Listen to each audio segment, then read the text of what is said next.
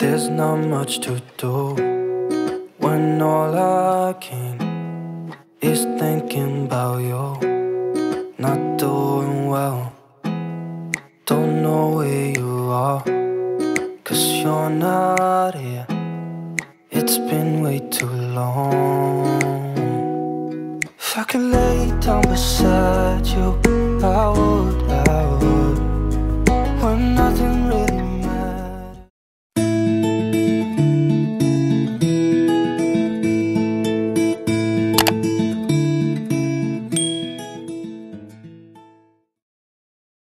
Assalamualaikum warahmatullahi wabarakatuh. Ketemu lagi dengan saya di channel Mama Pati. Hai teman-teman semua, apa kabar?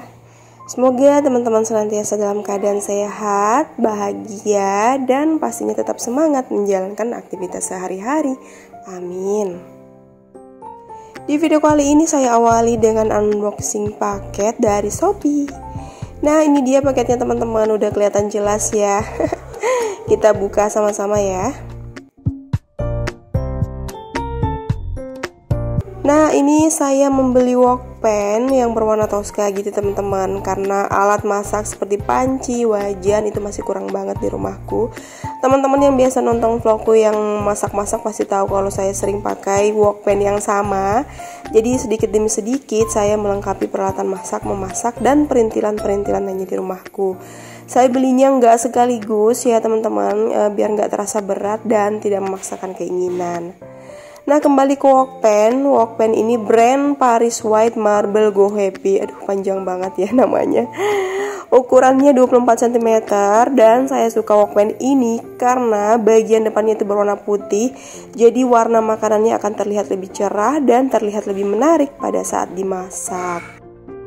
Ini asli cantik banget teman-teman, kelihatan eksklusif dan mewah. Lapisannya tebal dan kokoh karena terbuat dari lapisan premium white marble. Pokoknya bagus banget. Dan komentar-komentar customernya di Shopee-nya juga nggak ada penilaian negatif, semuanya positif semua. Nah, untuk harga wokpen ukuran 24 cm ini harganya Rp161.500. Menurutku harga segini cukup murah dengan desain, bahan, dan kualitas sebagus ini. Dan saya sedang menabung lagi nih teman-teman buat beli wokpen yang ukurannya lebih besar dan alat pemanggangnya di toko yang sama dengan brand yang sama, karena saya sejatuh cinta itu dengan brand Paris White Marble Go Happy. Nah, untuk wokpen ini terdiri dari dua warna ya teman-teman. Ada Tosca seperti yang saya punya saat ini dan warna pink. Jadi buat teman-teman yang pengen samaan, linknya saya tampilkan di description box. Buruan check out yuk. Lanjut lagi videonya ke aktivitas harianku. Seperti biasa, ini adalah video saat weekend dan waktunya saya untuk belanja 2 mingguan lauk. Nah, ini sudah berada di tempat pelelangan ikan, tempat dimana saya biasanya belanja lauk. Teman-teman yang ngikutin vlogku pasti sudah tahu kalau saya selalu belanja lauk 2 mingguan itu di tempat pelelangan ikan ini, yang lokasinya berada di Kabupaten Maros. Karena saya tinggalnya di Maros ya teman-teman, tepatnya di Batanghase, Kabupaten Maros, Provinsi Sulawesi Selatan. Lengkap. Di sini nggak begitu ramai ya teman-teman, karena saya berangkatnya ini agak siangan gitu. Biasanya saya selalu berangkatnya pagi, tapi entah kenapa kemageran melanda. Mungkin efek sering hujan, cuaca dingin, jadi mager gitu ya teman-teman keluar rumah. Nah, setelah belanja lauk, lanjut saya beli ayam 1 ekor aja. Ayam yang masih hidup ya teman-teman, terus disembelih di sini, makanya masih segar banget karena disembelihnya pada saat kita beli. Nah, ini saya sudah sampai di rumah ya teman-teman. Barang belanjaanku lumayan banyak karena untuk stok 2 mingguan gitu ya teman-teman.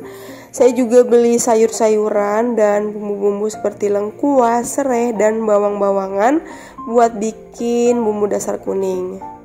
Dan ini saya sudah membersihkan ikannya teman-teman. Saya sudah keluarkan bagian-bagian yang tidak dibutuhkan seperti bagian isi perut ikan, sirip ekor, dan sisik ikannya. Kalau kata orang Bugis itu dicopek atau dipinggajai.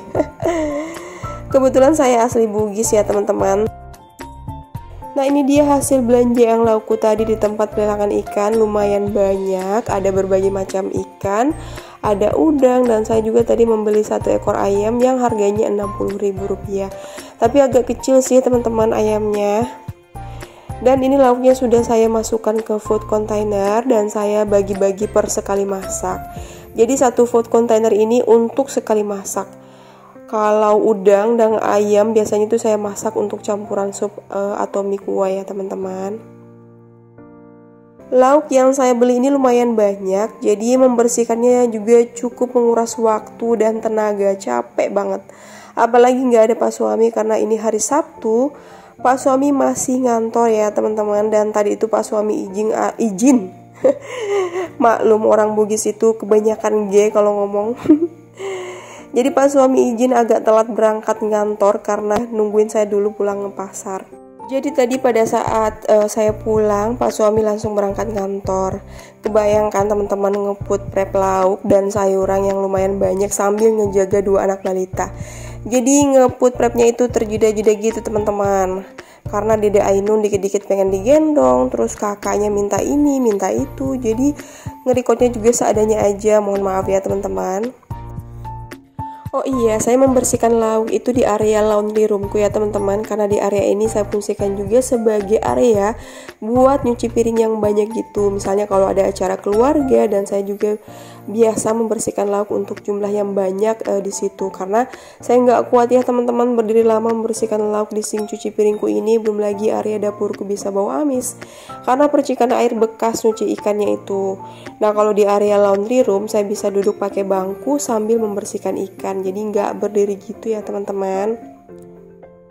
Nah ini saya tutup dulu food containernya dan lanjut saya mau masukkan ke freezer.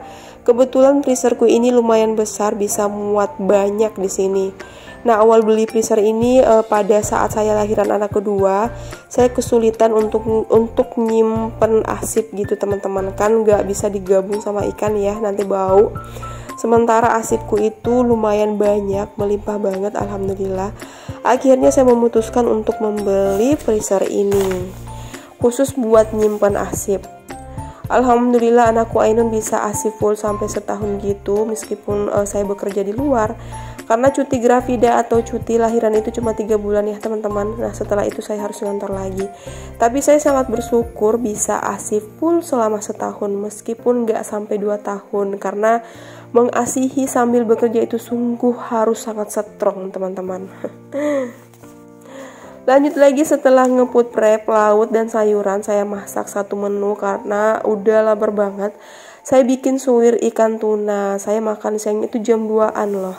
Karena baru selesai jam segitu dan gak sempat nge-record juga pada saat ngeput prep sayuran. Karena seperti yang saya bilang tadi terjeda gitu teman-teman. Karena ada 2 anak yang harus saya jaga. Selamat makan. Nah ini makannya sama Dede Ainun. Tangan kiri dan kanannya itu semua pegang makanan. Dan lanjut lagi ke kegiatan malam harinya. Karena saya udah kelelahan, saya nggak masak lagi. Kita pesan KFC aja karena Pak Suami juga sebenarnya sudah makan tadi sore, makan suwir ikan tuna. Jadi malamnya pengen ngemil-ngemil aja karena di luar hujan, bawaannya lapar terus. Selamat makan. Lanjut setelah makan, saya langsung aja ngelipat pakaian yang sudah kering karena kalau saya biarkan numpuk di situ pastinya akan tambah numpuk lagi. Karena masih ada pakaian yang belum kering di jemuran. Jadi jemurannya berkloter-kloter gitu teman-teman. Karena di sini tuh hampir setiap hari hujan, pakaian butuh 2 sampai 3 hari baru kering. Alhasil numpuklah lipatan pakaian. Ngelipat pakaiannya saya percepat aja ya teman-teman biar cepat juga selesainya. Enak ya kalau kerja bisa secepat ini. Dan jangan salpok sama karpet biru ini yang udah sobek kiri kanan, permukaannya itu ditarik-tarik sama Dede Ainun, makanya kayak gitu. Pokoknya nggak ada estetiknya sama sekali. Saya nggak bisa pasang karpet biru di sini karena akan sangat cepat kotornya. Mungkin sehari aja sudah harus dicuci karena anakku itu suka makan dan ngemil di sini. Remahan makanannya ada di mana-mana, apalagi kalau makan coklat gitu ya, sampai belepotan banget.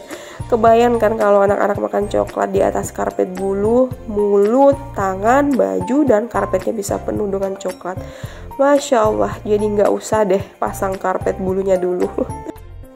Nggak usah pasang karpet yang estetik dulu, nunggu anak-anak gede dan udah ngerti jaga kebersihan, baru kita pasang. Karena sebenarnya saya punya sih karpet warna biru putih, tapi semenjak saya beli saya belum pernah pasang teman-teman, belum pernah dipajang gitu karena takut kotor. Karena karpetnya warna biru putih gitu ya teman-teman, jadi kalau kena noda pastinya akan kelihatan jelas banget. Lanjut lagi teman-teman, setelah melipat pakaian, sekarang saya ke dapur mau bikin bumbu dasar kuning. Tapi sebelumnya saya simpan dulu cucian piring yang habis dicuci karena saya mau cuci piring lagi. Saya nggak suka lihat banyak cucian piring di sink cuci piring, makanya kalau ngelihat ada cucian piring buru-buru aja pasti segera saya cuci. Karena cucian piring yang banyak menumpuk asli bikin bad mood banget buat saya, dan sebelum saya makin bad mood, buru-buru aja saya cuci piringnya. Nah, setelah cuci piring, lanjut saya mau bikin bumbu dasar kuning. Bahannya sudah tersedia di sini ya teman-teman. Dan bawangnya tadi sore juga sudah saya kupas, tinggal iris-iris lengkuas dan serehnya. Bahannya yang simpel-simpel aja sih teman-teman. Saya cuma pakai bawang merah, bawang putih, lengkuas, serai, dan kunyit. Ini versi saya ya teman-teman, dan bahannya ini bisa saja berbeda dari orang lain yang juga biasanya bikin bumbu dasar. Mungkin ada tambahan kemiri atau jahe, tapi sesuai selera aja ya. Nah, ini serai dan lengkuasnya saya potong-potong dulu.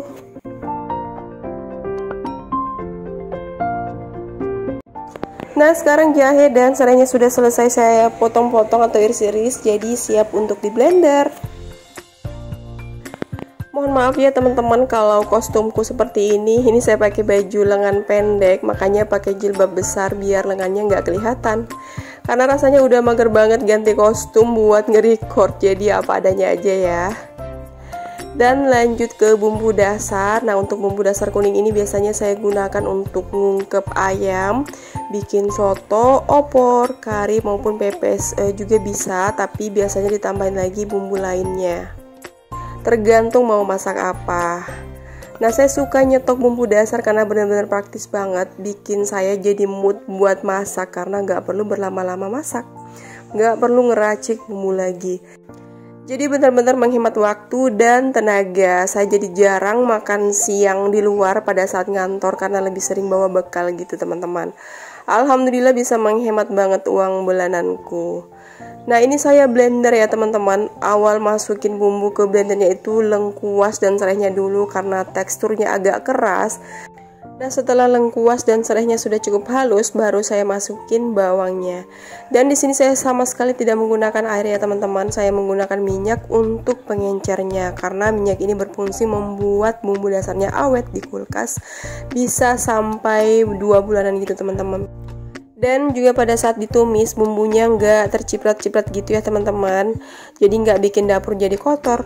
Nah, kalau pakai air pastinya kompor dan dinding dapur penuh dengan cipratan minyak dari bumbunya.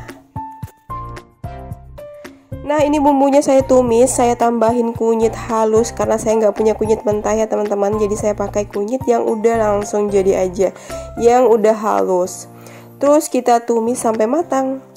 Tandanya kalau sudah matang minyak dan bumbunya bisa gitu ya teman-teman.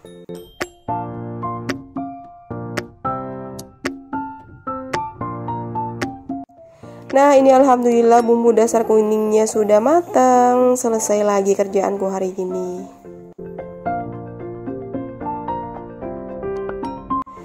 Dan terima kasih buat teman-teman yang udah ngikutin aktivitasku dari pagi hingga malam. Jika teman-teman suka dengan videonya, jangan lupa di like, di komen, di subscribe, dan tekan lonceng notifikasinya agar kalian tidak ketinggalan video-video terbaru dari saya. Sampai ketemu di video berikutnya. Wassalamualaikum warahmatullahi wabarakatuh. Bye.